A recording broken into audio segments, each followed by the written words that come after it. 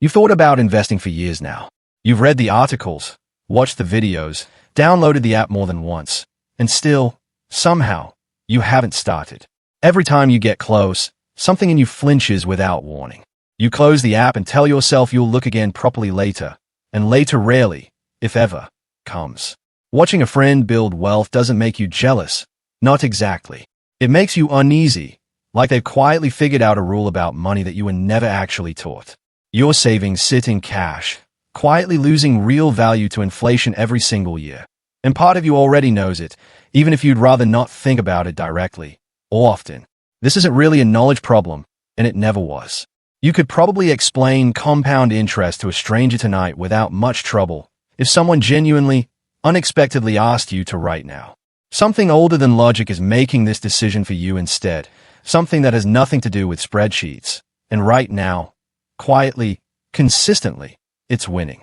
Psychologists and behavioral economists have spent decades studying exactly why capable, intelligent people keep avoiding the one habit that would actually measurably grow their money over time. Here are 8 psychological reasons your mind refuses to invest, drawn directly from that research, even on the days when part of you badly, genuinely wants to start. Reason 1. Losses hurt more than equivalent gains feel good, and that single imbalance shapes far more financial behavior than most people ever consciously notice or admit. Psychologists Daniel Kahneman and Amos Tversky named this loss aversion, changing how economists understand financial decision-making entirely. Their research on prospect theory found that a financial loss registers roughly twice as intensely in the brain as an equivalent gain, dollar for dollar, almost entirely automatically, without conscious thought, every single time it occurs. So before you've invested a single dollar into anything, your mind is already rehearsing the exact version of the future where that money disappears completely, and it does this automatically, without you ever asking it to. Doing nothing starts to feel like the objectively safest option available to you, even though, measured honestly over 20 or 30 years, it quietly, mathematically ends up costing you far more than any single bad investment realistically ever could. Reason 2. Your brain consistently overvalues whatever is happening right now over anything further away in time or harder to picture clearly. Economist David Leifson called this present bias, sometimes described more technically as hyperbolic discounting of future rewards and consequences. A dollar spent today feels enormous and immediately satisfying. The exact same dollar, grown patiently for 30 years inside an investment account, feels almost imaginary and abstract, even though it's genuinely worth several times more.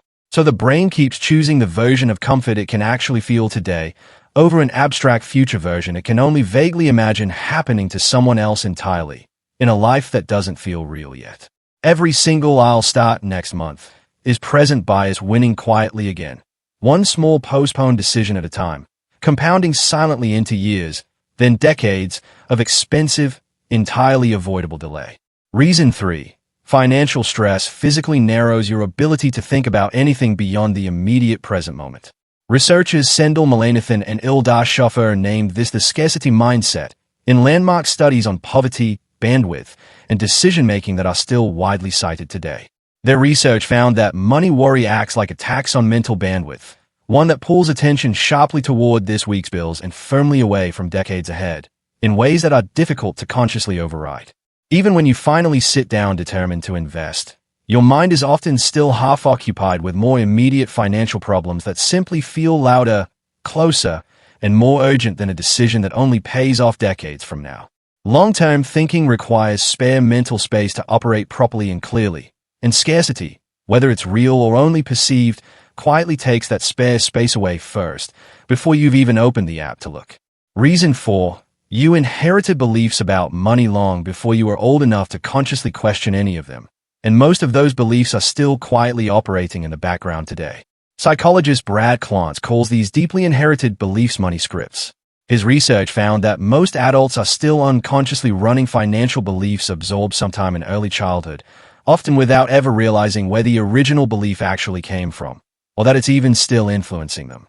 If money meant conflict, scarcity, or danger while you were growing up, investing can feel less like a genuine opportunity now and more like walking directly toward a familiar, uncomfortable, old childhood threat.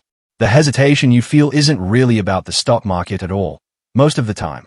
It's often an old inherited script from childhood, quietly replaying on a loop somewhere in the background, unnoticed and unquestioned. Reason 5. Staying completely still feels psychologically safer than actively changing course, even when standing still is quietly the more expensive option over time. Researchers call this status quo bias, and it shapes far more everyday decisions than most people ever realize.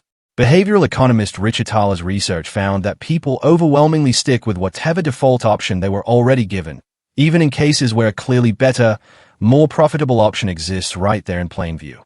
Never actively deciding to invest quietly becomes functionally identical to deciding not to, without that choice ever once feeling like a real, deliberate, conscious decision that you actually sat down and made. Inertia isn't a neutral, harmless state to sit comfortably in for long. Every additional year it continues. Your inaction is effectively making a significant financial choice on your behalf, whether you notice it happening or not. Reason 6. Uncertainty feels far more dangerous to the brain than it statistically actually is, even when the numbers clearly say otherwise. The brain craves predictability above almost anything else it regularly encounters, day to day, week to week, year to year.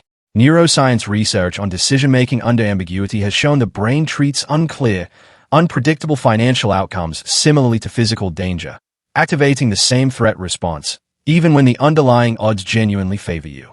A guaranteed small loss to inflation can feel psychologically safer than an uncertain but statistically likely gain, purely because the certain loss is already fully known, familiar, and predictably boring. So the mind keeps choosing certainty over favorable probability, again and again, even when probability is quietly and mathematically the far better long-term bet available to you, sometimes by a wide margin. Reason 7. Investing quietly threatens your sense of self-image in a way few other financial decisions do. Choosing badly and losing money can feel like painful, public proof that you're simply not smart with finances, and that fear alone can be enough to stop you. Psychologists studying identity-protective reasoning found people frequently avoid decisions that risk contradicting how they already see themselves, sometimes even more strongly than they avoid the actual financial loss the decision might cause. If you never invest at all, you can never technically be proven wrong about it, and that quiet protection can feel far more valuable in the moment than the actual money ever could. But protecting your self-image this particular way carries a very real, ongoing cost, one that compounds silently in the background, in exactly the same way an actual investment would have. Reason 8. You fear one kind of regret far more than the other, and the two don't cost the same, even though it feels that way in the moment.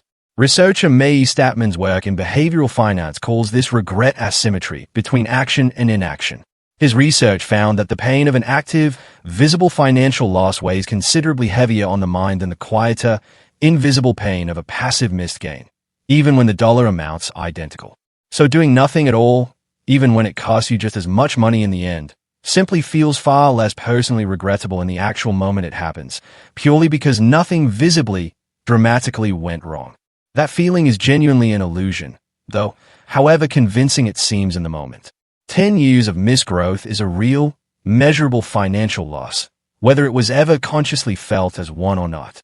None of these 8 reasons make you a lazy or broken person, and they honestly never did. They are simply an old survival system responding badly to a modern, unfamiliar kind of financial risk it was never actually built to handle.